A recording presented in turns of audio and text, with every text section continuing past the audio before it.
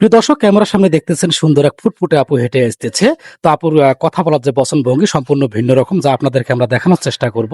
তো আপুর নাম পরিচয় আমরা জানবো। আসসালামু আলাইকুম। ওয়ালাইকুম আসসালাম। আপু, আপনার নাম কি? জি শিপা। শিপা। বয়স কত? বয়স 21। 21 বছর বয়স। আপুর জি। নাম হচ্ছে শিপা, বয়স হচ্ছে 21, তাই তো? জি। আপু, আপনার দেশের বাসা কোথায়? জি খুলনা। খুলনা। জি। ফ্যামিলিতে কে কে আছেন? ফ্যামিলিতে এখন বর্তমানে কেউ নাই আমার। আব্বু ছিল তো মাসখানেক আগে মারা গেছে।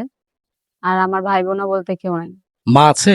না, মাও নেই। মা ছোটবেলায় মারা গেছে। মানে এখন আপনি এক কথা ইতিম, তাই তো? এতিম, জি। একবারে অসহায় একটি বোন, কিন্তু দর্শক আপনারা দেখলেন। তো আপু, আমাদের প্রতিবেদনে আসার কারণ কি একটু বলবেন?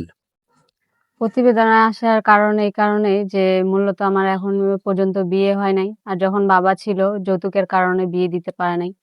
সবাই মনে করেন যারাই আসে আমাকে বিয়ের কারণে তো যৌতুক চায় বা টাকা পয়সা চায়, যেটা আমার বাবার দেওয়ার ক্ষমতা ছিল না।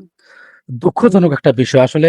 মাদকের নেশাকে হার মানাচ্ছে যৌতুকের আসক্তি। আসলে যৌতুকবিহীন বিয়ে শাদী কম বেশি অনেকেরই কিন্তু হচ্ছে না কিন্তু।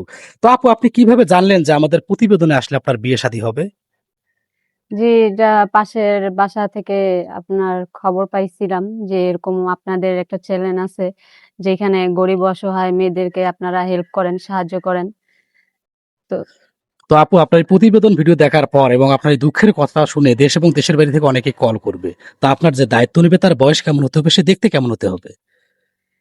সে যেরকমই হোক তাতে আমার কোনো সমস্যা নাই। দেখতে কালো হইলেও আমার সমস্যা হবে না। সে একটা ভালো মনের মানুষ হইতে হবে যে আমার সারা জীবন মৃত্যুর আগ পর্যন্ত আমার দায়িত্ব নিয়ে থাকবে বা আমাকে ভালোবাসবে। আর একটু সুখ শান্তি দিবে, এইটুকুই। তার কাছে আমার বেশি কিছু চাওয়া পাওয়া নাই।